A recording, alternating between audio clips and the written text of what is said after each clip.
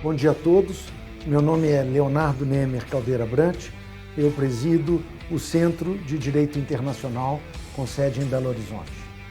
É com muita alegria que eu saúdo a todos os presentes, saúdo igualmente os professores internacionais e nacionais que irão estar conosco durante essas 2 semanas, durante o 16º curso de Direito Internacional. Eu gostaria de dizer que, em primeiro lugar, esse curso foi todo desenhado num novo modelo online. Nós já estamos aí no 16º curso desse gênero. Ele foi totalmente adaptado às novas circunstâncias, o que, de certa forma, permitiu também uma extensão do número de participantes, de professores internacionais e nacionais participantes. Temos este ano 19 grandes nomes do direito internacional que estarão presentes conosco durante essas 2 semanas. Num primeiro momento, portanto, eu gostaria de agradecer a todos os professores que colaboraram conosco, que estarão conosco nesse período, com palestras muito interessantes sobre temas dos mais variados do direito internacional. A todos eles, o meu muito obrigado. Em segundo lugar, saúdo e agradeço também aos alunos, aos estudantes que estão participando neste período de julho, conosco durante essas 2 semanas. O nosso também muito obrigado. Esse é um curso que envolve uma grande equipe do Centro de Direito Internacional, a qual eu tenho o imenso orgulho de colaborar e de presidir. Ele é um curso que pretende trazer para o Brasil e para a nossa América Latina o mesmo modelo de cursos que, de forma quase centenária, já é uma tradição nos países europeus e nas principais universidades do mundo. Portanto, para nós uma grande satisfação que tenhamos ele já há mais de uma década no Brasil. O curso de inverno de Direito Internacional, com toda a sua abrangência e extensão, não seria possível de ser realizado igualmente se não fosse a relevante parceria e a confiança e o apoio da Fundação Konrad Adenauer no Brasil. A ela estendo um caloroso agradecimento e tenho a certeza de que estamos contribuindo juntos para os valores do direito internacional, para os valores dos direitos humanos, para os valores do Estado Democrático de Direito, para os valores da democracia e, com certeza, para a compreensão e construção de um mundo, de um universo internacional mais justo e mais equilibrado. Portanto, agradeço de forma calorosa ao apoio da Fundação Konrad Adenauer no Brasil. Gostaria, portanto, de dar início ao 16º curso de inverno de Direito Internacional, esperando que todos tenhamos 2 semanas de muitas atividades e aprendizado. Um forte abraço a todos.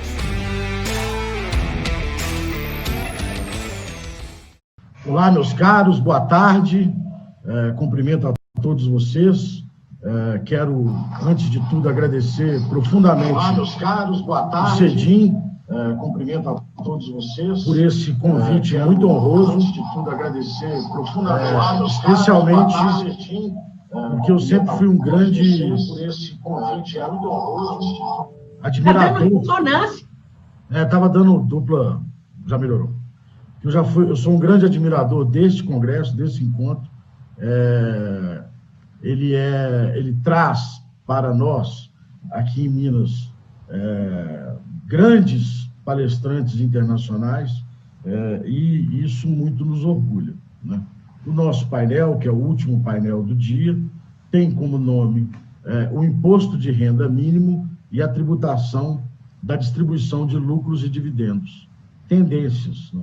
E para esse painel não poderíamos ter outra pessoa senão a professora Misabel Derzi, conhecida de todos, né? A professora Misabel Derzi, ela é, sem dúvida nenhuma, hoje a maior autoridade em direito tributário no nosso país, seja como professora da UFMG, seja como palestrante, seja como ainda advogada que atua constantemente nas grandes causas dos tribunais superiores.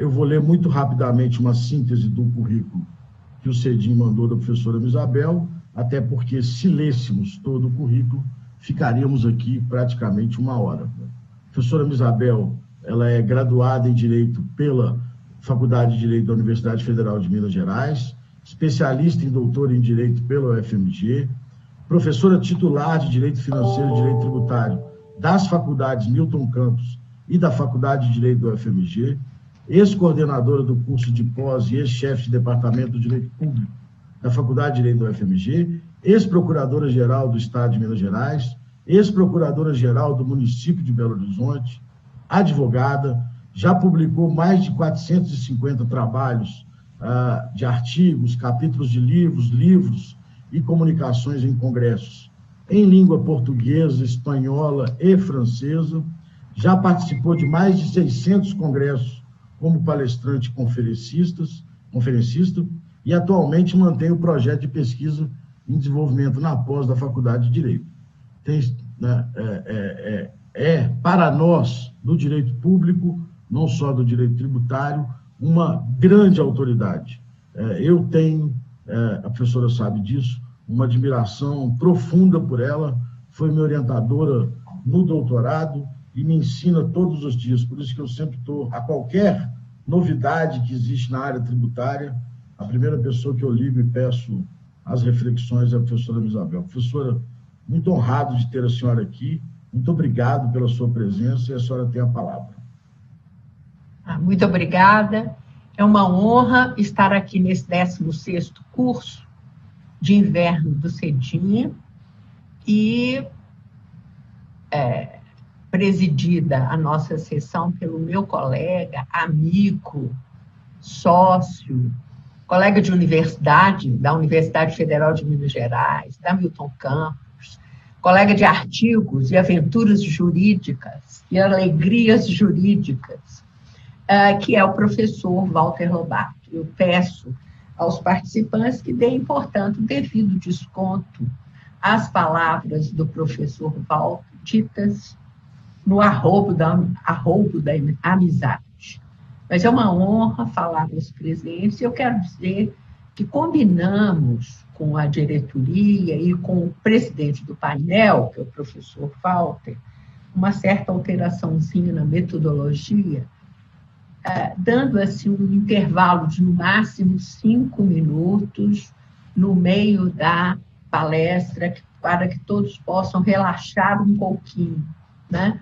Depois de um dia de intensas mesas e debates, eu acho que os nossos participantes devem estar cansados, bem estressados. O tema imposto de renda mínimo e tributação da distribuição de lucros e dividendos, tendências, esses temas serão tratados no bojo de um contexto de uma possível reforma tributária, mas sem perder de vista os grandes princípios e valores do sistema jurídico, de qualquer sistema jurídico bom, próprio para a promoção do desenvolvimento integrado, inclusive desenvolvimento econômico. O primeiro deles, estabilidade, segurança jurídica, Estado de Direito, isso tudo é fundamental para que o desenvolvimento venha. Não existe investimento ou possibilidade de investimento se o investidor, né, estiver inseguro quanto ao retorno do seu investimento. Ele precisa ter normas claras, ter previsibilidade para isso. De modo que, ao lhes falar sobre isso, não podemos deixar de dizer que o imposto de renda mínimo, que está sendo instituído a partir de 2017 nos Estados Unidos, na Grã-Bretanha, na França, é um tributo que garante uma base mínima para o imposto de renda, ainda que não sejam existentes os lucros. O Brasil já trabalha com imposto de renda mínimo há 20 anos. Então, essa é uma tendência, vamos dizer assim, universalizante. E quero louvar o voto da ministra Carmen Lúcia na ADIM 2446, ajuizada pela Confederação Nacional do Comércio, a questionar o parágrafo único do artigo 116 do Código Tributário Nacional, introduzido pela Lei Complementar 104 de 2001. Os senhores se lembram desse dispositivo, aquele que autoriza a administração tributária a desconsiderar atos e negócios jurídicos que dissimulem a ocorrência do fato gerador e de outros aspectos da obrigação tributária, né, nos termos de lei ordinária a disciplinar o assunto. Na exposição de motivos do projeto desta lei, na verdade, se disse que o parágrafo único tinha o objetivo de introduzir uma norma anti-elisiva, geral anti-elisiva, com o objetivo de coibir o planejamento tributário abusivo. E, por 2 vezes, o governo federal tentou, em projetos de lei, medidas provisórias, em ocasiões diferentes, aprovar a lei ordinária a regulamentar essa cláusula geral anti-elisiva, e nas 2 vezes fracassou, não conseguiu fazer isso. Então, agora, né, em um julgamento que já se iniciou, nós estamos falando de um julgamento em curso, o voto condutor é da ministra Carmen Lúcia, com 5 votos que a acompanham, é provável que seja até unânime. A ministra Carmen Lúcia não reconheceu a inconstitucionalidade do parágrafo único do artigo 116.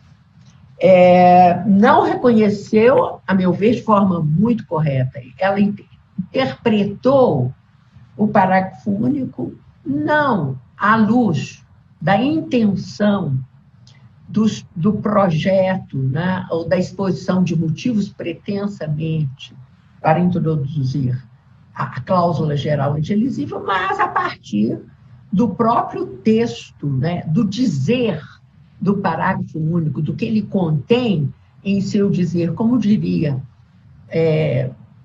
Aliomar Baleiro, não cabe ao intérprete psicanalizar o legislador. Vamos ao que ele escreveu. E, segundo o que ele escreveu, disse a ministra Carmen Lúcia, não vejo aqui autorização para se coibir a economia de tributo. O contribuinte pode planejar tributariamente, pode, com o objetivo de economizar tributo, ele pode, por meios lícitos, portanto, reduzir o montante de tributo que ele teria a pagar, ele tem liberdade de planejar a sua vida tributária e econômica. O que ele não pode fazer, e realmente não pode, é praticar ato ilícito de simulação ou dissimulação.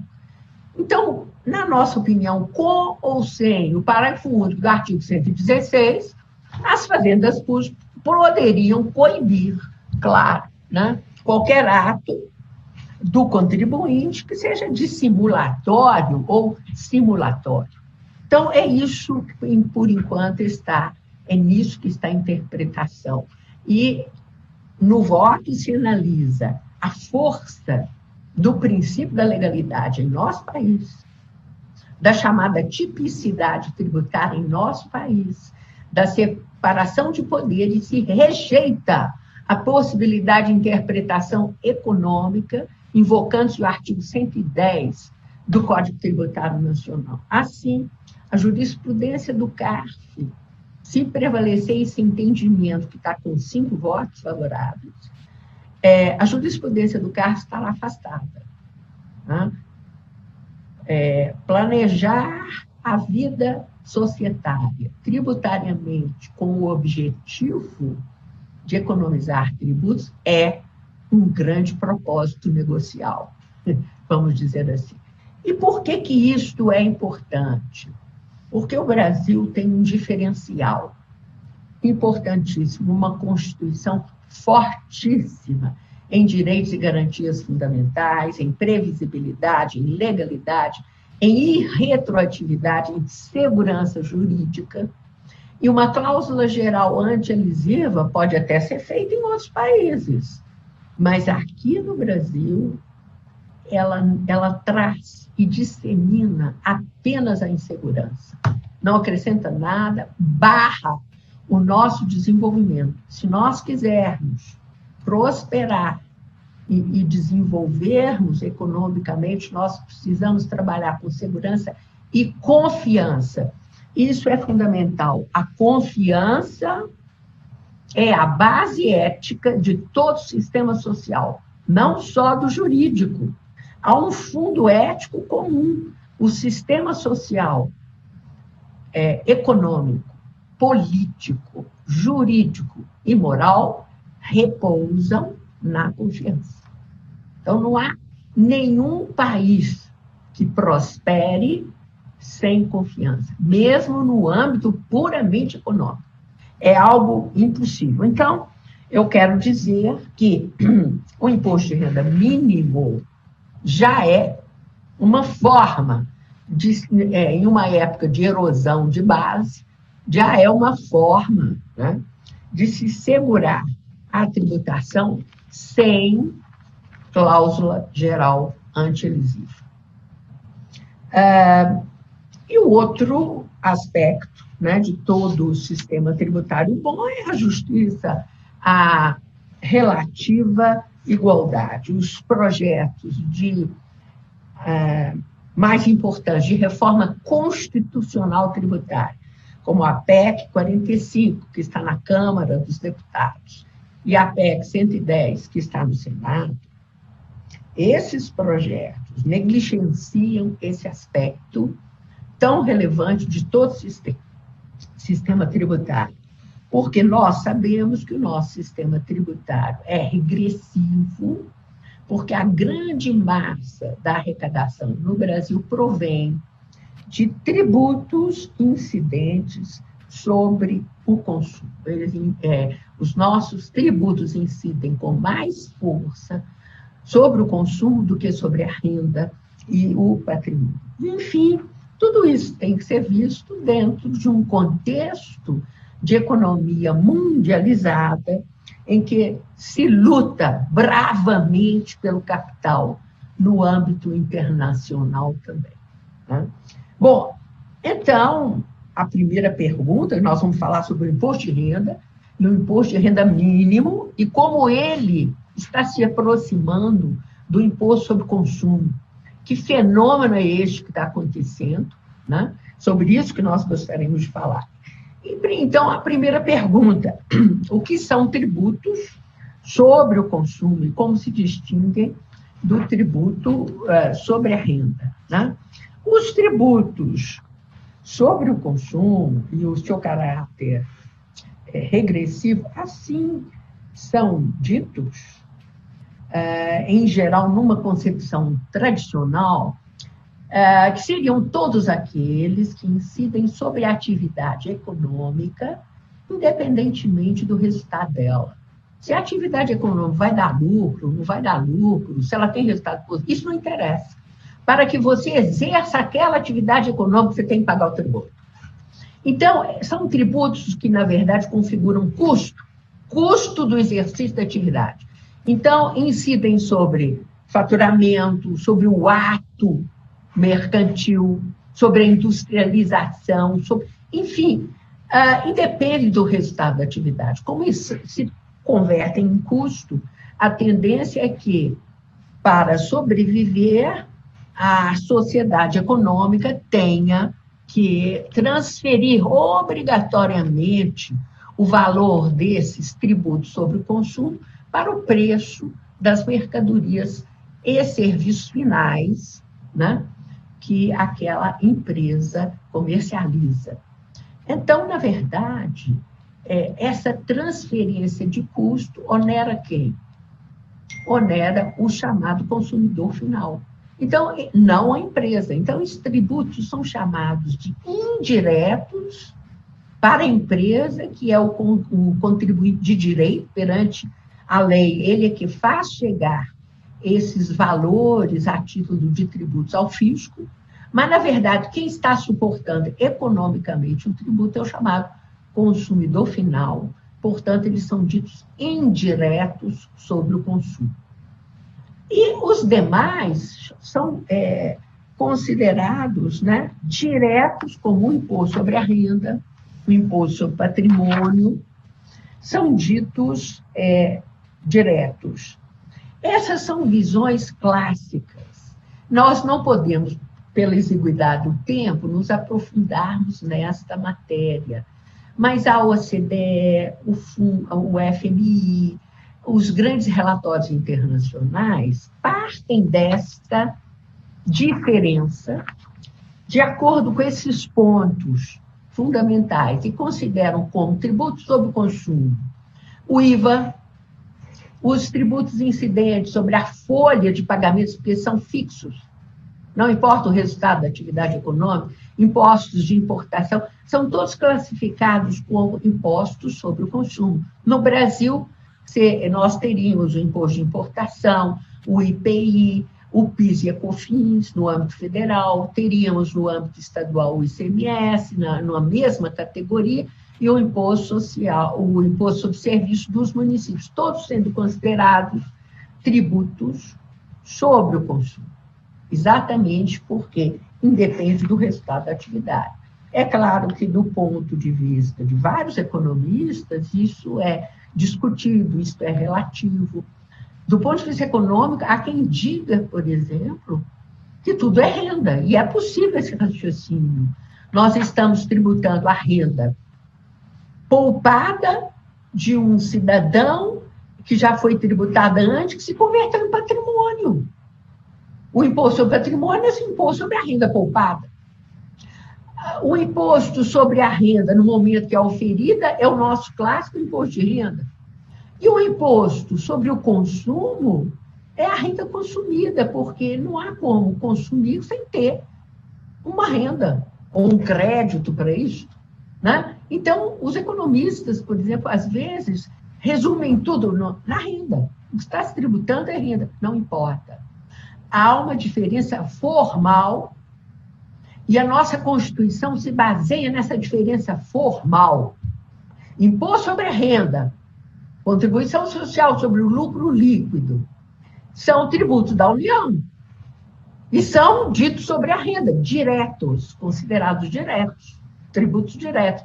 Já impostos sobre o consumo nós temos divididos com os municípios, os estados e a própria União, no IPI, no PIS e na COFINS. Então, a Constituição da República é parte desta consideração formal e nós vamos manter esta consideração formal dentro de tais parâmetros. Quais as características, portanto, gerais e diferenciais dos sistemas tributários? Porque alguns países conseguem ter sistemas tributários menos regressivos do que outros. Por exemplo, menos regressivos do que o nosso. Quais são as grandes diferenciações, né? O que se dá é que os sistemas tributários já colhem a estrutura e a conjuntura econômicas armadas em cada país, né? Naqueles países em que há uma grande classe média, portanto, uma renda um pouco menos concentrada. Você tem os muito ricos, tem os muito pobres, mas tem uma grande classe média. Então, você pode ter possibilidade, nesses países que são os desenvolvidos, de maior poupança. Os países que têm maior poupança tendem a ter um grau de investimento maior. E, portanto, são exportadores de capital e não importadores de capital.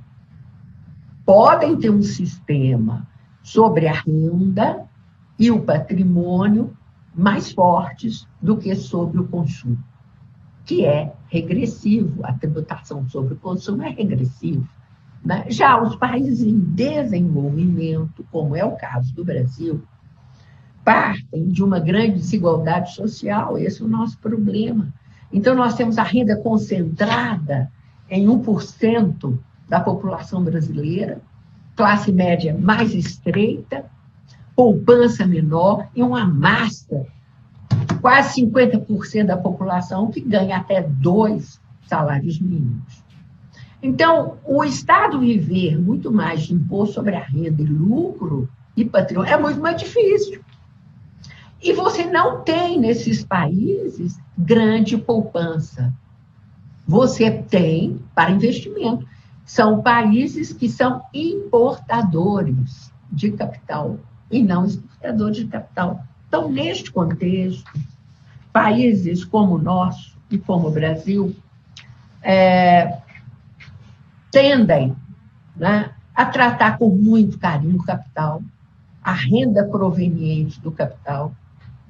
São fortes em impostos sobre o consumo, que a massa consome, vocês vão dizer, isso tem renda para consumir, claro, mas há certos produtos e serviços que todos consomem, alimentos, medicamentos, energia. O pobre consegue adoecer, e ele tem que se alimentar, apesar de tudo. Então, esses países, às vezes, ainda mantêm, como é o caso do Brasil, determinados tributos incidindo sobre alimentos. Nós temos o ICMS sobre medicamentos.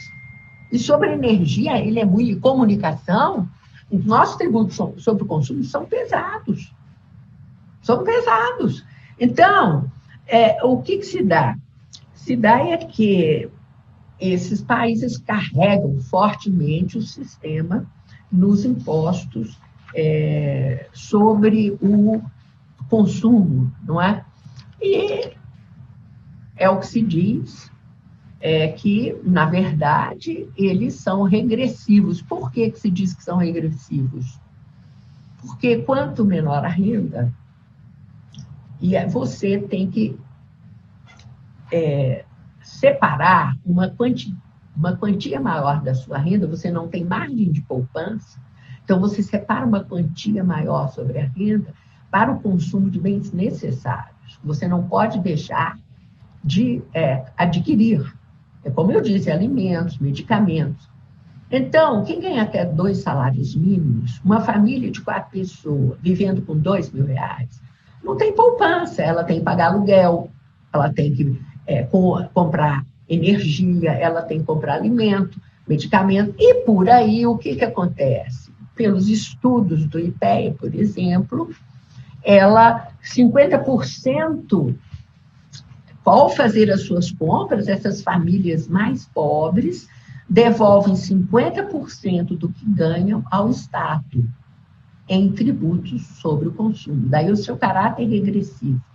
À medida em que a renda vai subindo para cima de 20 salários mínimos, para cima de R$20.000, e daí por diante, ela vai reservando, essa família, uma quantia muito menor para bens necessários. Então, ela tem margem de escolha, a família, tem margem de possibilidade de poupança.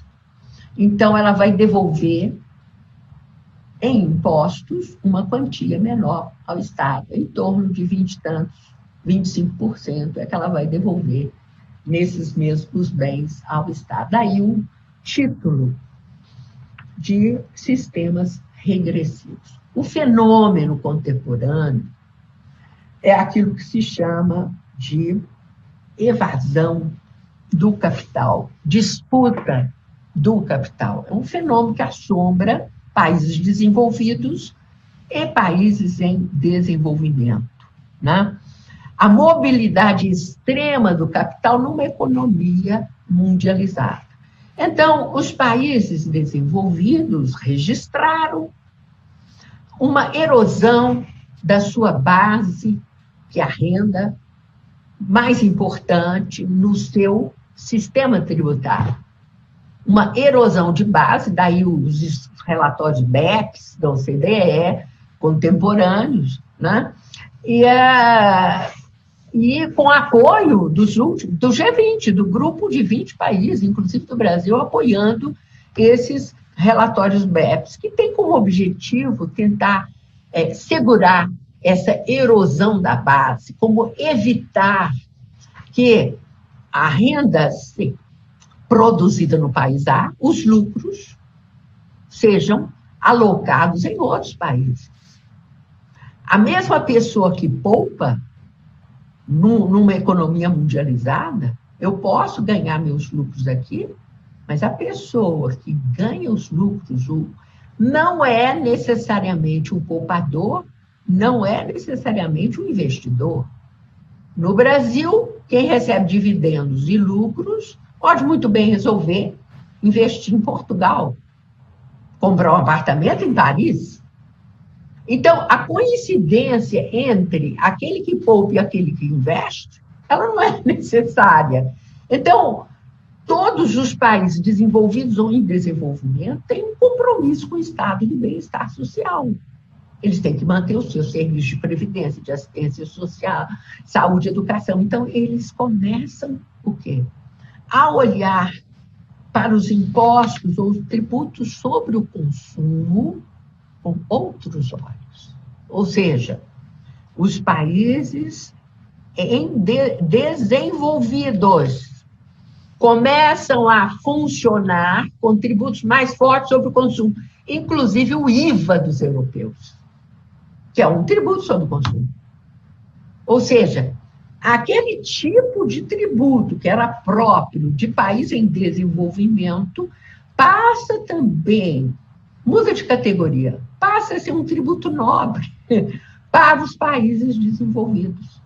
Então, essa nitidez entre esses dois sistemas dos países desenvolvidos e em desenvolvimento começa a ficar confusa, começa a ficar fluida. Então, é no bojo desta questão, né, em que se tenta tudo, norma geral antiadesiva, várias técnicas sugeridas nos relatórios BEPS, é neste contexto que surge o imposto de renda mínimo, ou seja, não só no Brasil, na Alemanha, na França, na Inglaterra, nos Estados Unidos, começa a pensar em como tornar o imposto de renda mais seguro, ou seja, os países em geral começam a querer tributar a renda minimamente, ainda que haja prejuízo. Ou seja, desconfia-se da pessoa jurídica, desconfia-se em que os prejuízos podem ser artificialmente montados, que as empresas podem, por meio de um artifício estrutural, estarem trabalhando com prejuízos. Esse é o fundamento da coisa. Então, nós vamos criar travas para a dedução dos prejuízos acumulados. E vamos exigir um imposto, ainda que mínimo, sobre os prejuízos que nós, legisladores, vamos tornar indedutíveis. E isso aproxima o imposto de renda dos impostos sobre o consumo, no sentido de que se tributa independentemente do resultado da atividade. É sobre essa questão que nós gostaríamos de falar, né, no chamado imposto de renda mínimo, e fazendo um brevíssimo resumo das recentes reformas do imposto de renda das corporações, das sociedades, em alguns países, no exterior, e no Brasil, o chamado imposto de renda mínimo. Isso ocorreu na Alemanha, ela já tinha uma pequena trave, a Alemanha. Mas é primeiro preciso dizer que nesses países é possível haver, por decisão das empresas de grupo, uma tributação única na empresa-mãe. Ou seja, uma empresa controladora com suas controladas, pode o grupo consolidar perdas e prejuízos proporcionalmente à participação na empresa-mãe. E a trava se coloca na empresa-mãe. Aqui no Brasil, a trava se dá para qualquer empresa. Subsidiária, mãe, prima, não interessa. A trava é uma a uma.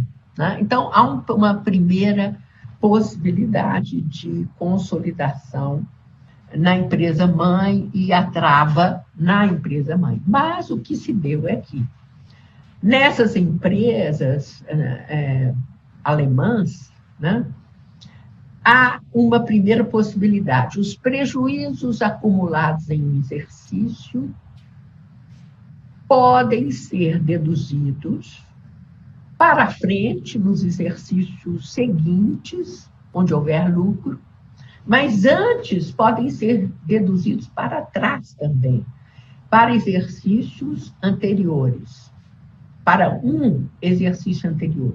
E agora com os limites previstos em lei. Né? O Brasil tem travas, mas ele é bem mais injusto. Quanto maior o prejuízo, vamos dizer, uma empresa que faça grandes investimentos em um determinado ano, pode amargar prejuízo ao final do ano, porque fez investimentos em excesso e o resultado não cobriu os seus gastos. Então, esse prejuízo em um determinado exercício pode ser deduzido no exercício seguinte se houver lucro, mas com uma trava muito baixa de 30%. Então, se no exercício subsequente houver lucro, esses prejuízos acumulados no exercício anterior podem ser deduzidos até 30%. O que faz a Alemanha? A Alemanha, para evitar a injustiça, porque quanto maior o prejuízo e menor o lucro no ano seguinte, mais tempo essa empresa no Brasil vai demorar para bater o seu prejuízo. Então, ela tem um grande prejuízo de 100. Um lucro no exercício seguinte de 10. Ela só pode abater 30% de 10, que é 3.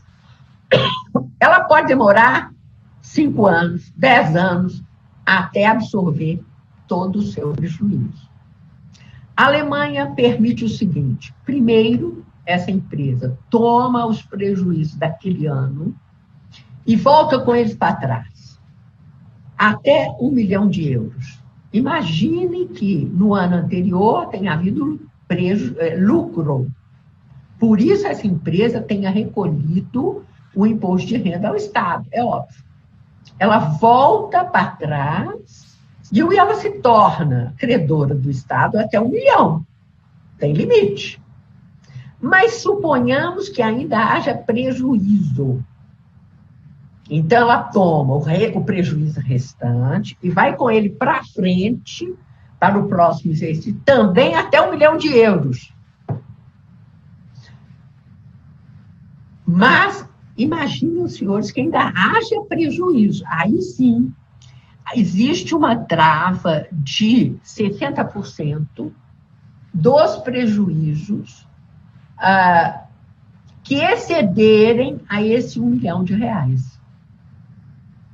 Então, sobre os 40% da renda remanescente, haverá incidência do imposto de renda, que se chama imposto de renda mínimo. Isso é imposto de renda mínimo. E esse nome não fui eu que inventei. Os alemães falam, isso é imposto de renda mínimo. Bom, mas eles são preocupados. Vejam bem, Estados Unidos, Reino Unido. No Reino Unido, a mesma coisa, só que o Reino Unido autoriza 5 milhões para trás de libras esterlinas, que é uma boa quantidade, né? 5 milhões para trás, depois para frente, e sobre o restante, 50%. Então, mas todos estão, vejam bem, com uma pequena trava, que se chama imposto de renda mínimo. Nos Estados Unidos, governo Trump, o que aconteceu? Em primeiro lugar, o governo, em 2017, reduziu o imposto de renda da pessoa jurídica de 35% para 21%. Então, a primeira grande alteração foi esta, para 21%. Em segundo lugar, isentou os lucros auferidos por uma empresa norte-americana, ou seja, sediada nos Estados Unidos, os lucros que para ela vierem de suas subsidiárias no exterior.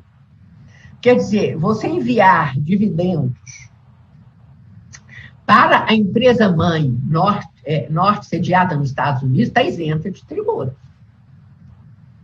Então, para quem acha que não há isenção de distribuição de lucros e dividendos, é melhor olhar com carinho. Em compensação, olha o que fizeram. Há uma trava, a dedução dos prejuízos, há exceções, mas a dedução dos prejuízos, como regra geral, está limitada a 80% do lucro auferido nos exercícios subsequentes. 80% é muito maior, né? O patamar, quer dizer que você vai pagar imposto sobre os 20% remanescentes, se ainda houver prejuízo, né? Imaginem que o prejuízo seja de 100, o lucro seja, no ano seguinte, de 100. A rigor, você não teria imposto a pagar, né? Mas você só pode deduzir até 80% e vai pagar um imposto mínimo de renda pequeno sobre os 20 excedentes. Olha, o mesmo, vamos continuar, né, um a um, mas na França é a mesma coisa. 1 milhão de euros para trás, 1 milhão de euros para frente, e se houver ainda lucro, uma trava, com o imposto de renda mínimo. Vejam como os países se aproximaram, né, nesse sentido, buscando segurar uma base, né, aproximando o imposto de renda, de imposto sobre consumo, quando você paga um tributo independentemente do resultado, essa sempre foi a classificação, né, vamos dizer, do imposto sobre o consumo, independentemente do resultado. Então, há uma certa aproximação entre esses dois tributos, e um movimento que nós poderíamos considerar um movimento universalizado, né? No Brasil, o que nós temos? No Brasil, nós temos que as leis 89, 81 de 95 e 9.065 de 95, no mesmo período em que trouxeram a isenção de lucros e dividendos, a isenção para a distribuição de lucros e dividendos, instituíram também o imposto de renda mínimo. Só que esse imposto sobre renda fictícia tem uma trava muito baixa, baixíssima, que é de 30%. Então, você pode estar pagando imposto de renda sobre 70% de renda fictícia. Por quê? São prejuízos que a lei tornou indedutíveis, mas você paga sobre eles o imposto sobre a renda, né? Observem os senhores que a lei comercial, né, ela é muito, vamos dizer assim, lógica. É proibido distribuir, nós somos proibidos de distribuir lucros sem a dedução prévia dos prejuízos acumulados. Porque o verdadeiro sentido de lucro societário, né, não combina com prejuízo. Prejuízo é perda de renda, perda de patrimônio líquido. Então, não há lucro. E lucro é exatamente um plus ao patrimônio líquido da pessoa jurídica. Então, não se pode distribuir como sem deduzir os prejuízos. A trava é só para fins fiscais. Só para fins fiscais, não contábeis, né?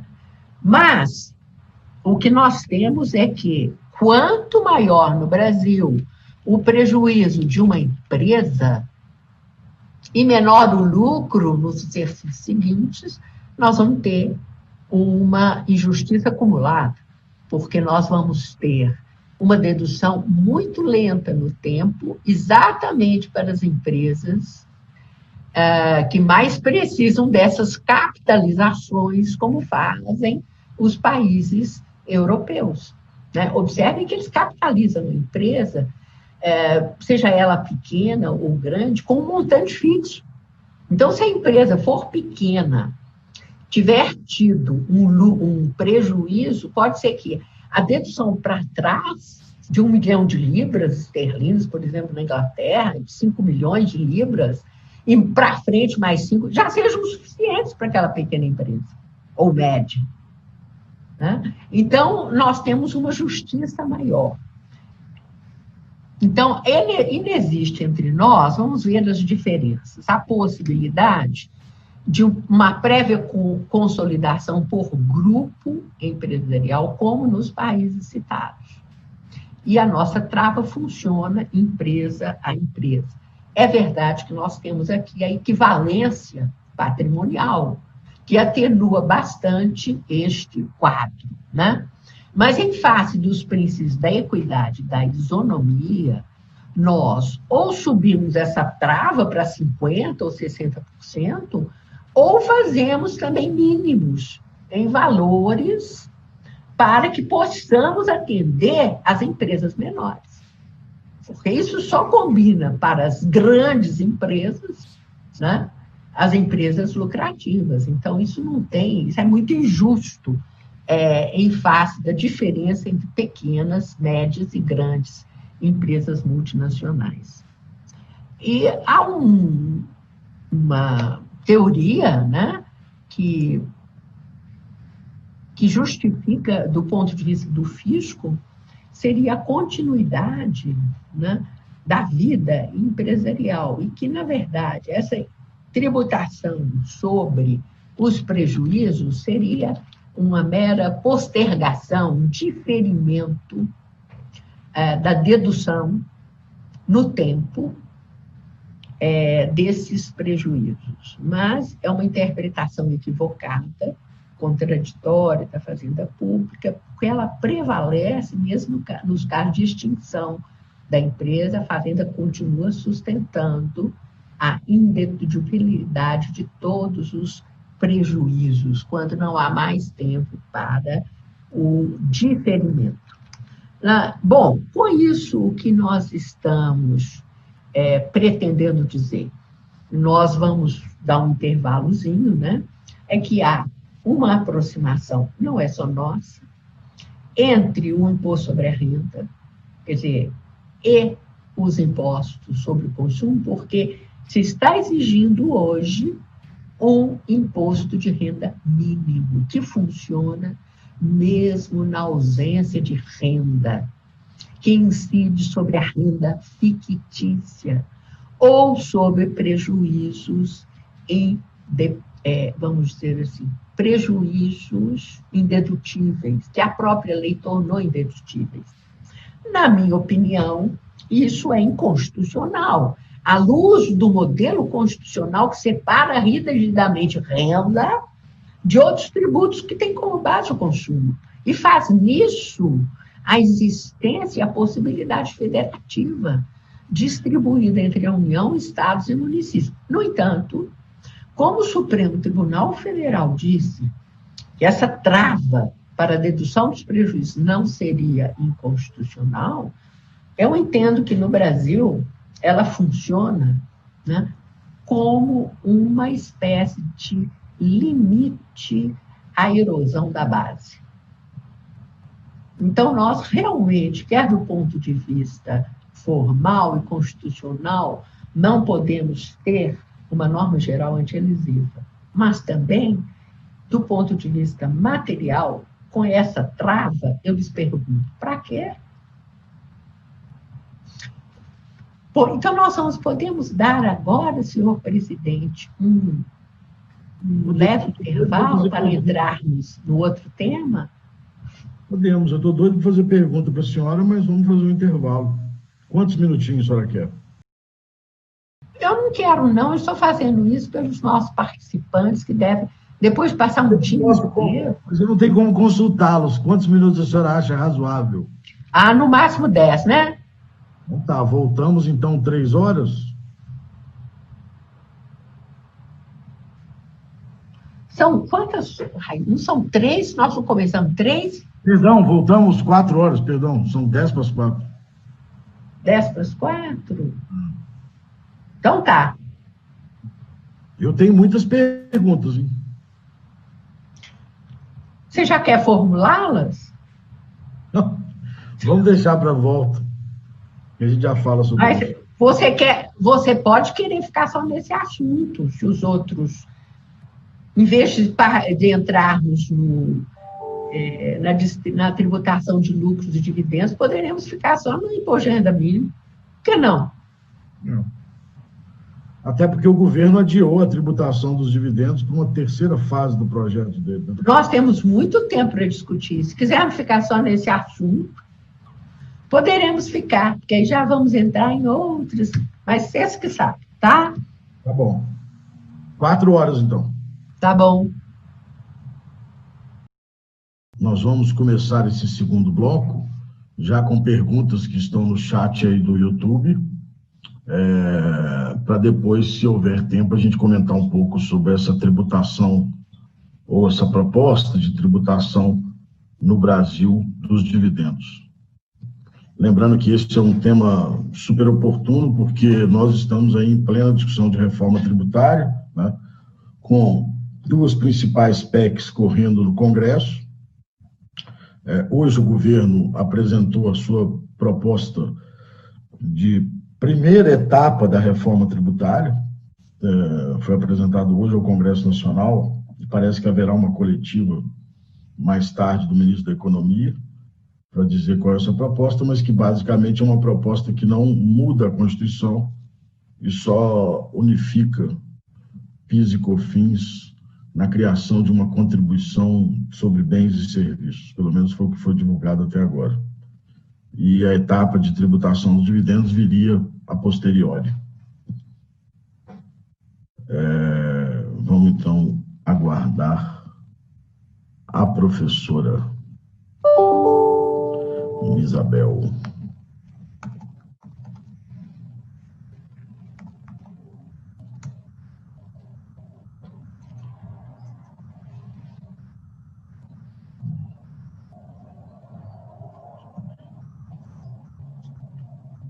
Uma questão extremamente interessante nessa primeira rodada aí com a professora Isabel que ela colocou, é que, de fato, de um lado, nós estamos tentando tornar o nosso sistema menos regressivo e com propostas aí, ao que parece, de aumento da tributação sobre a renda, e há no mundo uma tendência de redução da tributação sobre a renda, mas, como ela obviamente disse, em realidades econômicas absolutamente distintas, né? Então, é preciso que a gente tenha uma reflexão muito forte sobre essas tentativas de reforma do sistema. E como diz a professora Isabel também, a principal característica que atrai ou afasta investimento num país, eu não tenho dúvida em afirmar, é a segurança jurídica. Um país onde você tem um grau de litigiosidade, como o Brasil tem, em todos os seus âmbitos tributários, né, federal, estadual, municipal, em que 50% das ações na justiça são de natureza tributária, você, de fato, afasta muito o investidor face à insegurança causada por essa litigiosidade. Professora Isabel está de volta. Professora, eu queria inaugurar esse nosso segundo bloco Tem uma pergunta aqui no chat do YouTube, do Matheus Lobato, eu acredito que seja quem a gente está pensando que é. E ele pergunta o seguinte: gostaria que a professora Isabel comentasse brevemente sua opinião sobre a proposta de taxação global de fortunas do Piketty e o experimento de renda básica universal realizado na Finlândia. Lá foi realizado um experimento de pagamento de uma renda mínima, na devolução, na verdade, né, da tributação sobre o consumo para 2.000 famílias. Esse é um projeto que eu lembro bem, a senhora acompanhou muito de perto, há alguns anos atrás, numa tentativa de reforma do sistema, né, professor? Ou seja, a pergunta é: todo cidadão, independentemente do patrimônio que tivesse, teria direito a uma renda mínima? É este projeto a que ele está se referindo? É o projeto do Suplicy, né? Não, o projeto do Suplicy, e até, não sei esse Renda Brasil, como é que será, desse governo atual. É um projeto de renda mínima para as famílias pobres, para aquelas que não alcançarem uma renda, por exemplo, de até um salário mínimo, 2 salários mínimos, né? Ou como devolução dos tributos pagos, né? Olha, eu acho que a devolução dos tributos pagos pelas famílias que não têm capacidade econômica, mas, no entanto, estão arcando, não é assistência social, não é benefício, mas é um direito. Imaginem os senhores, uma família tão pobre que é miserável, que está no Bolsa Família, com direito a, no máximo, R$200 mês, e que, portanto, não é uma família que alcança, né, nos membros, entre todos os seus membros familiares, um salário mínimo. Mas, no entanto, ao oferirem este rendimento, comprando alimentos ou medicamentos, essa família devolve 50%. Eu lhes pergunto, sem pensar em renda mínima, essa família tem capacidade econômica? Não tem. E a nossa Constituição manda tributar mesmo no consumo, de acordo com a capacidade de consumo. Ela não tem tanto que ela faz jus, né, a um Bolsa Família. Então, em certas circunstâncias como essas, e aquelas famílias que estão ainda no salário mínimo, etc., eu não acho que isso seja benefício, não. Eu acho que isso é um direito. Elas não têm capacidade econômica. Só isso. Não podem arcar com esses ônus.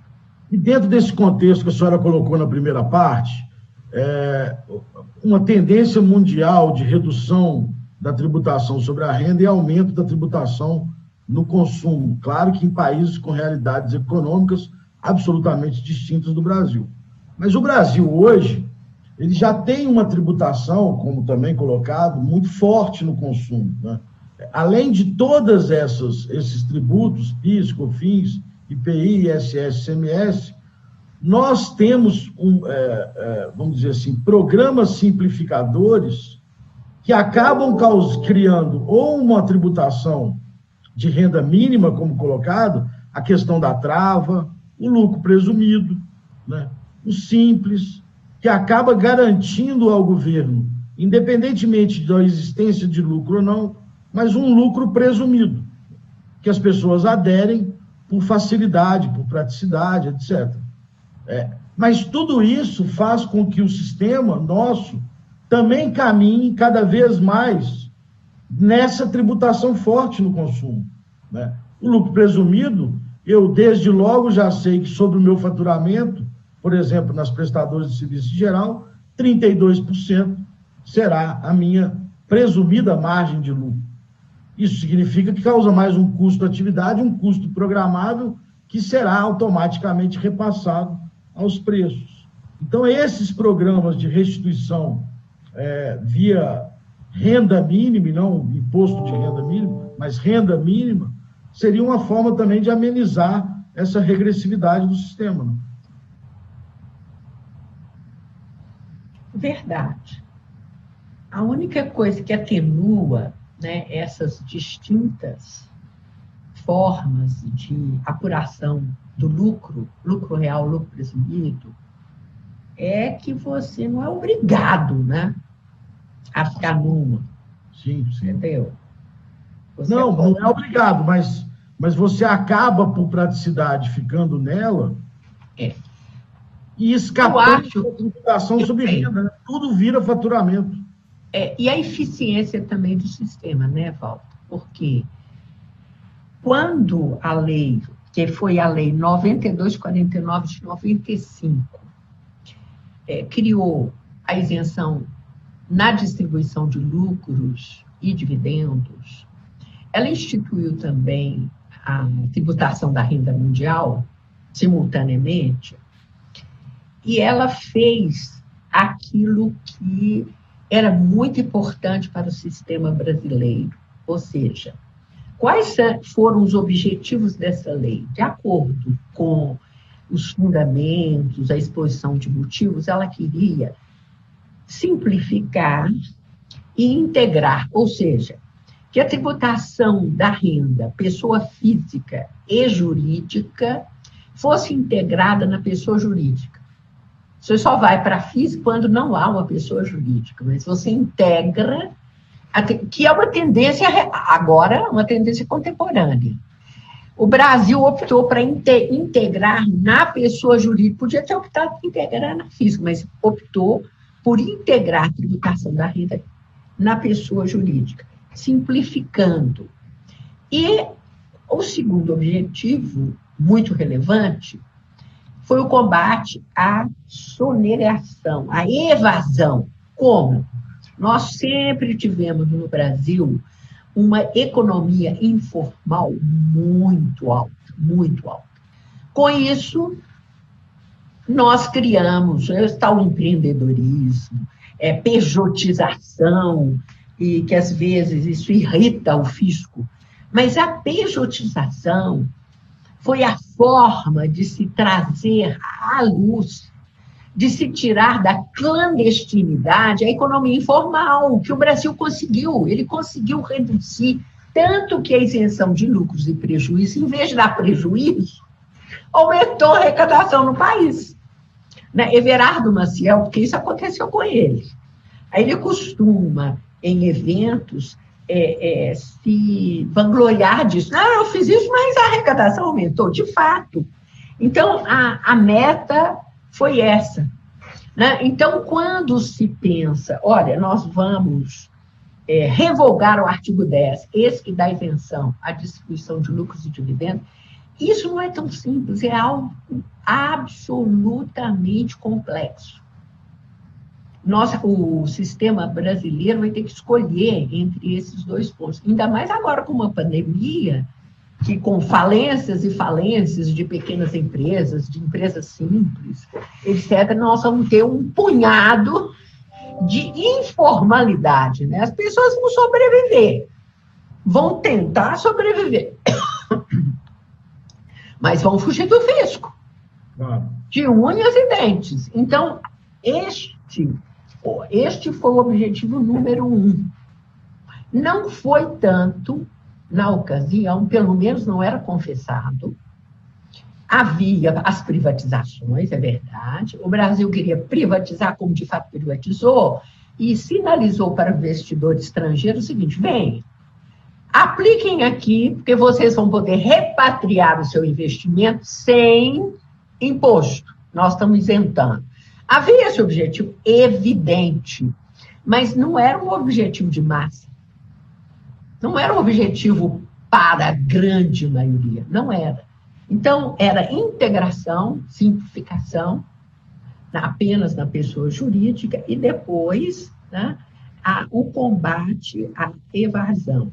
Mas hoje nós temos uma série de discussões, de outras discussões, né, territorialidade, universalidade da tributação, transparência fiscal, perda de base tributária, um monte de outros que nos levam a reavaliar ou avaliar de novo esta opção.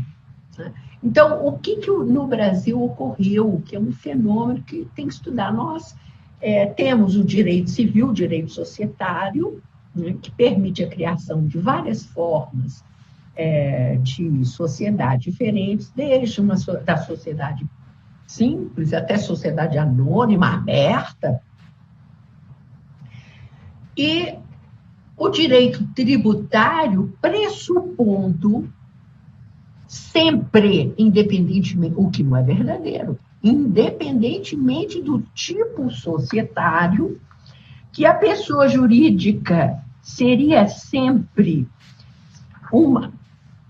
ela teria sempre uma autonomia de patrimônio e uma responsabilidade independente da pessoa física, independente do sócio. Isso acontece mesmo em verdadeiras sociedades de capital. Mas essa concepção que você tem nas sociedades de capital, quer dizer, o patrimônio empresarial é separado do patrimônio dos sócios. Os sócios têm que separar um volume de bens e afetarem esse volume de bens à sociedade. E esse patrimônio vai ser protegido, que é o patrimônio societário. Em compensação, a responsabilidade dos sócios, pessoal, ela fica escondida atrás de uma cortina rígida, que é a cortina societária. Perante credores, aparece quem? A sociedade. Essas são sociedades, verdadeiras sociedades de capital. Mas o direito tributário criou a seguinte regra, junto com o direito civil. Existe a sociedade, não importa se for uma sociedade de pessoas, que é uma sociedade personalíssima, em que essa autonomia patrimonial é muito tênue e a responsabilidade do sócio sempre, ele contribui para a formação diretamente com o seu trabalho e a responsabilidade do sócio é direta. Então, na sociedade de pessoas personalistas, por exemplo, profissionais liberais, de modo geral, ninguém chama para falar a um tribunal, vai falar agora no escritório Walter Lobato, ou ninguém fala, a pessoa do sócio. É sempre pessoal, o médico, o dentista, isso é personalíssimo. E a responsabilidade é direta. É direta. Então, entre o patrimônio societário, se tem uma cortina diáfana, tênue, são personalidades, são pessoas jurídicas diferentes, mas nós criamos o pressuposto de que, do ponto de vista civil, societário, a renda gerada na pessoa jurídica pertence à pessoa jurídica, ali há a demonstração de capacidade econômica da pessoa jurídica, tributas.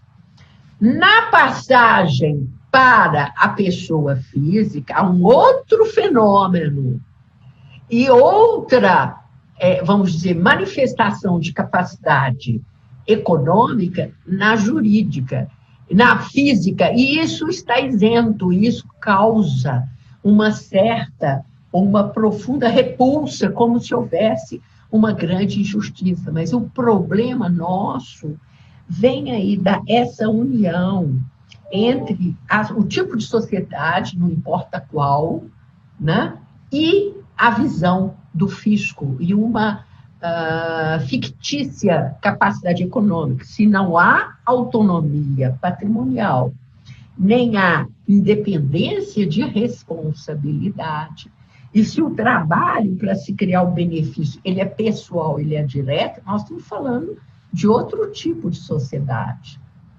Eu quero dizer, tanto faz, do ponto de vista da justiça, que alguns médicos, cada um deles, não faça pessoa jurídica nenhuma e caia no imposto de renda da pessoa física, alíquota progressiva, ou se esses médicos se reunirem, em uma sociedade de pessoas, aí sim, eles têm que contribuir com o próprio trabalho, são responsáveis diretos, pessoais, pelo próprio trabalho. E aí nós temos que escolher. Nós queremos tributação única na jurídica ou tributação na física, com a transparência inerente a essas sociedades. Eu acho que seria muito melhor o modelo 2. Ou seja, o princípio não deve haver diferença, neste caso, entre renda-trabalho do empregado assalariado e renda-trabalho na forma de lucro distribuído na sociedade de pessoas. Então, nós não podemos simplesmente cancelar o artigo 10, que dá isenção. Nós temos que examinar e fazermos as diferenças caso a caso. É isso que é importante.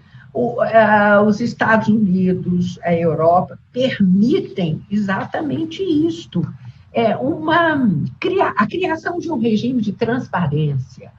Isso é facultativo. Por exemplo, nos Estados Unidos, essas sociedades de pessoas personalíssimas são vistas como sociedades de passagem. Elas são de passagem para produzir a renda do sócio, que é o prestador de serviços.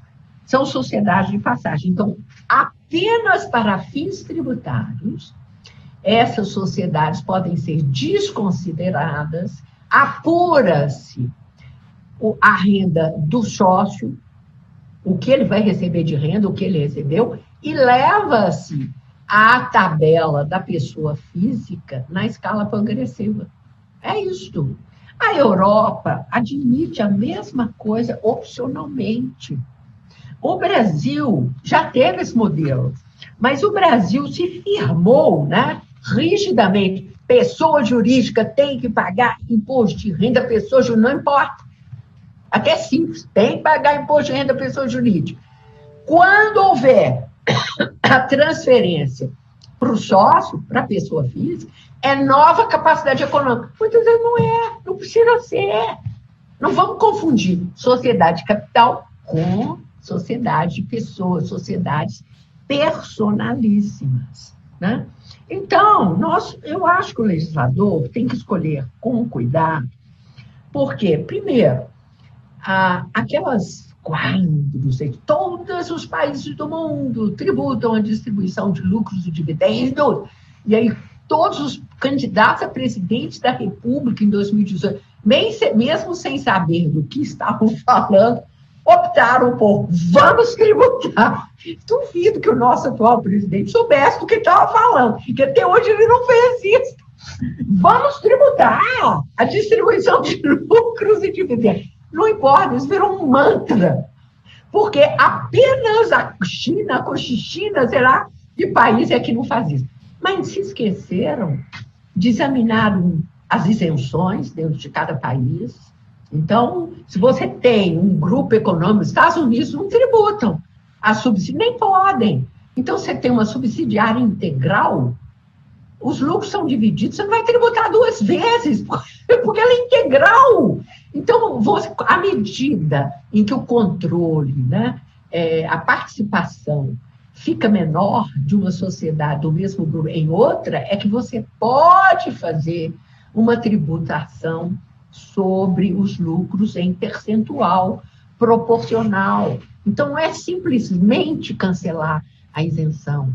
E há esta questão da transparência, em que as pessoas, na sociedade de pessoas, transparência, podem escolher. Não, eu quero ficar na pessoa jurídica, o que eu pagar na jurídica deve ser considerado adiantamento do que eu devo na física, porque nela eu vou entrar na tabela progressiva. É isso. E aí você faz a conjugação de duas. Ou, não quero ser tributada na jurídica, eu vou direto para a física. Mas em compensação, na jurídica, você não paga, né? Imposto de renda, você não paga contribuição social sobre o lucro líquido, você não paga os tributos inerentes à pessoa, nem PIS e COFINS. Então, a União tem que pensar, né, o que ela perde, o que ela ganha. Na verdade, eu acho que quando se fala desse assunto, aliás, para todo tema complexo, uma resposta simples é sempre uma resposta errada, né? Quem gosta de dizer essa frase, inclusive, é o Everardo Maciel. A natureza do dividendo é muito distinta conforme o tipo de sociedade, né? Quando a gente fala de uma sociedade cotada na Bovespa, é diferente daquele sujeito que tem um empreendimento dele pequenininho, que até a conta bancária é a mesma da física com a jurídica. Então, aquilo passa a fazer parte, essa tributação vai passar a fazer parte do próprio custo da atividade, aumentando ainda mais a tributação sobre o faturamento, sobre a receita, e não depurando capacidade contributiva, né? Essa preocupação é muito relevante. Pois é, o que há é que o Brasil tem que manter algum atrativo para a informalidade, como ele fez no passado. Eu não sei qual, né? Corrigir as discrepâncias, com certeza. Não tem razão para a renda do assalariado chegar a líquido de 27,5, né? E o outro não. Ou seja, equiparar, não importa que você esteja em uma sociedade de pessoas, ou você prefere ser um autônomo, único, isolado, sem pertencer a nenhuma delas, né? O que importa é a isonomia entre um modelo e outro. Mas aí nós teríamos que mudar até a nossa lei civil, né? Porque o direito tributário acompanha isso. Pessoa jurídica é outra coisa, totalmente diferente. Então, tem a tributação da jurídica é diferente da... E aí gera esse problema, né? Até a Bruna Brandt coloca isso aqui no chat, sobre a responsabilidade da pessoa física responder por dívidas da pessoa jurídica, né? Isso vai depender do tipo de dívida e do que se determina lá no direito societário. No direito tributário, o 135 é muito claro que só vem no sócio gestor quando há algum tipo de dolo, né, professor? Mas eu queria, para a gente fechar, porque o nosso tempo está acabando, eu queria que a senhora falasse um pouco sobre, até misturando um pouco a pergunta aqui do Caio Botrel Bueno, nosso amigo Caio, e sobre essa questão de soluções para essa concentração mundial da renda, né? Ao mesmo tempo que há uma tendência grande de desonerar um pouco a renda no mundo, há também uma grande discussão sobre a não tributação das grandes fortunas pelo mundo ao mesmo tempo. E até, entrando na pergunta do Matheus aqui, a proposta do Piketty esbarra na ausência de solidariedade, ou seja, se houver tributação em um determinado país dos grandes capitais, poderá haver uma fuga desse capital daquele país e, portanto, esvaziando a base tributável daquele país. Junto com isso tudo, soluções que me parecem simplistas em temas tão complexos como a tributação dos dividendos, como a PEC 45, né, que vem varrer o federalismo de certa forma, unificar alíquotas como se a nossa sociedade fosse passível dessa pasteurização, dessa simplicidade de que uma alíquota atinge todo mundo, e isso dá uma sensação de igualdade, uma sensação absolutamente falsa, né? Como que a senhora, e diante da desigualdade do país, o que a senhora imagina que poderia ser? Claro que não é uma proposta de reforma, se fosse eu já lançaria aqui a PEC da professora Isabel, mas como que teria grande adesão. Como que a senhora imagina, quais os rumos que a gente poderia tomar para, ao mesmo tempo, ter a atratividade do capital e da poupança que o país tanto precisa, inclusive para sair desse terrível momento econômico que a gente vive, e também uma busca de redução das desigualdades, das vexatórias desigualdades que nosso país tem no momento, né? Bom, a pergunta é difícil porque nós estamos concentrados só nesse tema, e aí isso exigiria uma análise do sistema tributário como um todo, né? o que é mais difícil, incluindo os tributos sobre o consumo. Antes, eu quero dizer que os temas que eu aqui abordei, imposto de renda mínima e imposto e a tributação de lucros e dividendos, esses temas estão tratados e publicados porque eu não fiz referência nenhuma a nenhuma estatística, não fiz nenhuma citação bibliográfica, e como eu sei que há vários estudantes compartilhando, a bibliografia ela está publicada naquele livro De Formas, Reformas Constitucionais Tributárias, um artigo que eu escrevi em coautoria com o doutor Fernando Moura. Então, os senhores podem, neste artigo, ter acesso, né, aos dados da Alemanha, de todos os países, conforme eles têm, e fica difícil, ao longo da exposição, fazer referência a isso, né? Mas aqui eu tenho o dever, mesmo porque há vários participantes estudantes também, de indicar essas fontes onde poderão aurir, né, todas essas informações em minúcia. Então, é um assunto muito importante, né, professor, só para concluir ele, muito importante, inclusive nesse momento, porque uma das medidas que o governo pode tomar, não esse ano, porque esse ano a possibilidade das pessoas terem lucro é quase zero, mas, por exemplo, uma medida de incentivo à retomada econômica é reduzir essa trava de 30%, né, ou aumentar a possibilidade de compensar prejuízos nos próximos anos. Isso é uma forma de incentivar a atividade econômica. Como a senhora disse, o Brasil já adota a tendência que hoje é mundial da trava há muitos anos, ou um recolhimento mínimo de imposto pelas pessoas jurídicas, mas a nossa trava é muito, muito pesada, né?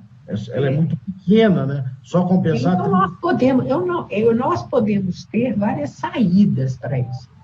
Essa trava de 30%, ela é excessivamente baixa, ela é injusta, ela pesa sobre as empresas que têm maior prejuízo e lucro menor, e ela deveria ser alterada entre nós, mesmo para estarmos competindo em uma economia mundializada.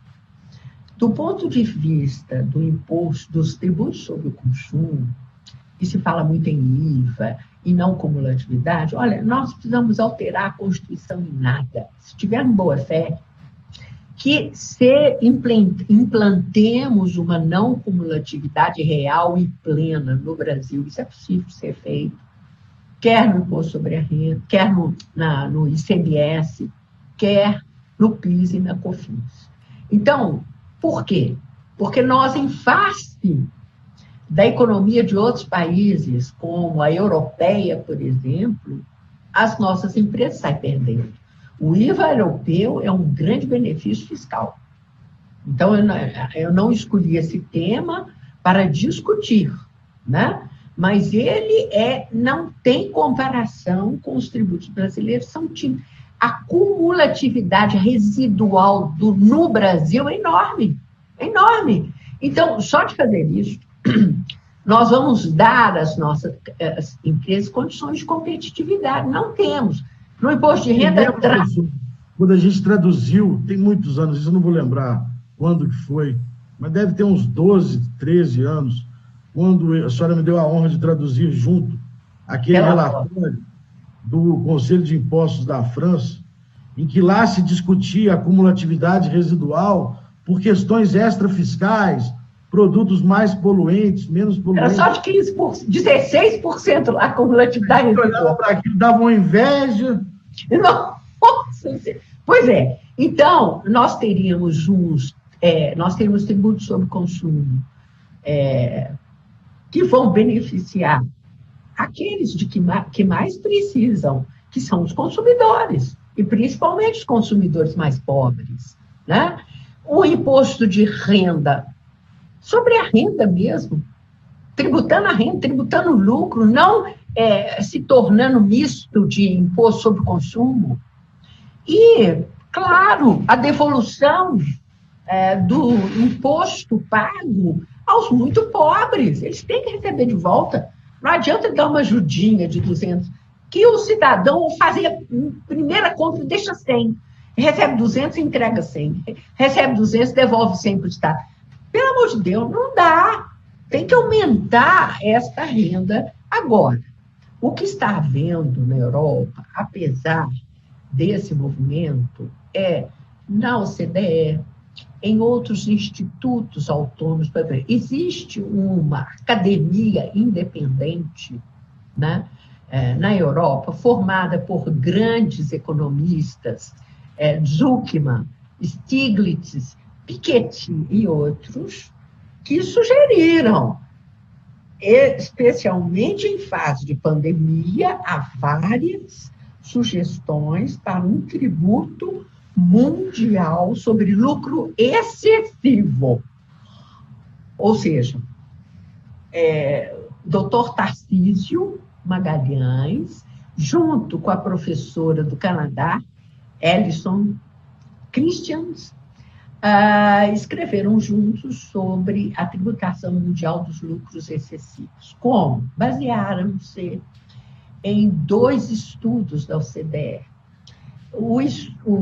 como uma sugestão para a terceira etapa desses estudos. Na etapa 1, na etapa 2, a OCDE entendeu de descobrir critérios para dizer o que são lucros normais e o que são lucros acima ou extraordinários, que não são considerados normais ordinários. Parece que os lucros normais de uma empresa não devem ultrapassar 8% do seu próprio patrimônio líquido. Então, fazem um cálculo e esses lucros normais seriam tributados por cada país, normalmente. Acima desses lucros normais é que, numa época, especialmente de pandemia, é que estão pensando em uma atuação específica. Mas isso depende da anuência dos países, né?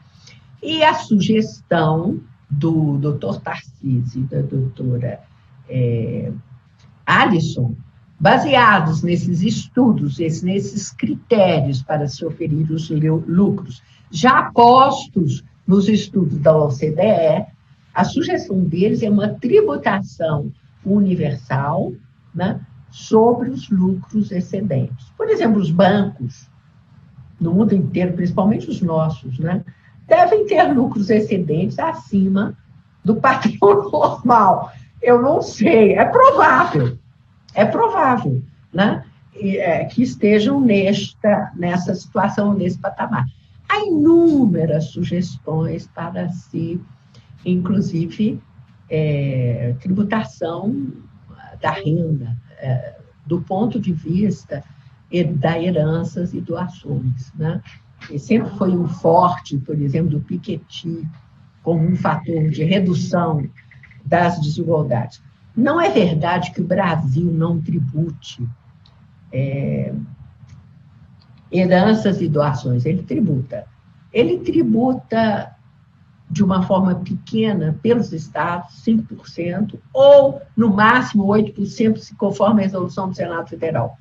Mas, discretamente, a União se apoderou do heranças e doações e tributa como ganho de capital. O que chega hoje a 22%, sabia? Eu não sei como progressiva como é... Oi? Eu não sei como é que não questiona isso na justiça. Não, que os muito ricos, eu acho que eles têm tanto, que eles resolvem não brigar, entendeu? Porque a alíquota começa em 15%, à medida em que o ganho... Mas esse ganho de capital não é verdadeiro. Primeiro que o defunto, o decujus, não ganha nada. Quem morre, perde. Eu vou lhe explicar. Quem estiver me assistindo, eu nunca ouvi falar que a morte trouxesse ganho terreno. A morte nos desapossa dos nossos bens, do nosso patrimônio, até do nosso corpo. Morremos. Agora, nem direito a velório a gente tem, é um horror. Então, morremos. No entanto, com isso, a lei fala que se realizou o ganho de capital dos seus bens. Os herdeiros já dão uma dívida. O herdeiro deve o ganho de capital do decujus. Só que a Receita Federal cristalizou os valores. Em 95, nós tivemos que declarar ações, nós tivemos que declarar imóveis, bens móveis e imóveis, com um valor nominal que está cristalizado lá. Então, depois de 20, 30 anos, o que acontece? Você tem uma diferença entre o valor que você comprou e o valor que você está vendendo. Mas essa diferença não é real, pode ser simplesmente depreciação da moeda. Então, aí você deve esse tributo, como nenhum país que tem heranças e doações em separado faz isso. Nenhum. Então, não se paga nos Estados Unidos ganho de capital sobre heranças e doações. Não se paga na Europa ganho de capital sobre heranças e doações. Ninguém faz isso, só o Brasil. Quero chamar a atenção disto.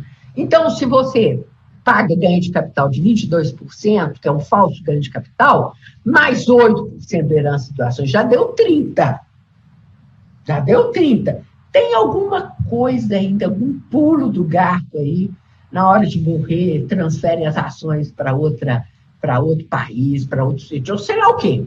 Porque ninguém está questionando isso no Poder Judiciário. Você tem toda a razão.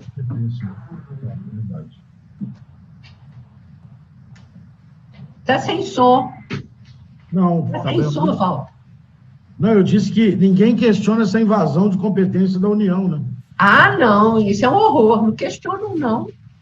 Os estados estão dormindo, né? Então vão perder tudo, mas continuam dormindo. Não. Enfim, professora, nós chegamos no nosso tempo. Acho que foi... Senhora, peço desculpas por ter feito perguntas de outros... Não estou ouvindo, Walter. Está me ouvindo agora? Agora estou. Então, nós chegamos no nosso tempo. Foi, como sempre, absolutamente brilhante. A minha pergunta sobre a tributação do consumo é porque a gente nunca pode perder a oportunidade, em nenhuma circunstância, de deixar de ouvir a senhora sobre tudo que se refere à tributação, a direito tributário, à justiça fiscal, que é uma linha, né? Nós já falamos, outro dia nós falamos sobre isso, vários temas que a senhora defendia aí há alguns anos atrás, agora estão super em voga, né? O princípio da confiança, há quanto tempo, né? A senhora escreve sobre isso, o modo de pensar sobre conceitos em direito penal, direito tributário, não cumulatividade plena, acabei de dizer, há 14 anos atrás, nós traduzimos um relatório do Conselho de Impostos, até como forma de sensibilizar o Brasil de que o caminho da não cumulatividade é o melhor caminho para tornar a indústria e o comércio nacional competitivos, né? Então, o que eu tenho a agradecer à senhora é muito pelo que faz pelo direito tributário. Eu que agradeço. Puxando a gente para os estudos e por ter disponibilizado esse tempo aqui aos queridos colegas que estão aí no Congresso Internacional do CEDIM, para ter um pouco dessa visão da tributação sobre a renda e agora também sobre o consumo, seja no Brasil, seja em outros países. É preciso a gente estar atento a essas frases meio simples de falar, estamos seguindo a tendência mundial. Às vezes não é a tendência mundial, porque lá fora, quando se fala de tributação, isso também eu aprendi com a professora Isabel, não se podem adotar soluções simplistas, porque a questão é extremamente complexa. É preciso sempre olhar para o caso concreto. Esse caso do dividendos é típico. A gente tem dividendos desde um escritório de advocacia que tem 2 sócios, a um pequeno estabelecimento comercial, até uma empresa cotada na Bolsa de Valores. Será que a solução única para esse universo complexo é a mais correta? Me parece que não, e eu acho que a professora deixou isso muito claro. Nós vamos mandar depois o link desse artigo que ela citou, porque lá, de fato, estão todas as referências biográficas. Professora, muito obrigado, a senhora tem a palavra aí para a despedida. Eu que agradeço a todos, foi um prazer. Vou falar para o Cedinho, nós temos que arrumar uma outra técnica de participação total, ao vivo, de todos que compõem esse encontro. Muito obrigada a todos, obrigada, Walter, pela condução tão bem feita desse trabalho. Um prazer enorme, professora. Beijo, obrigado. Prazer. Tchau.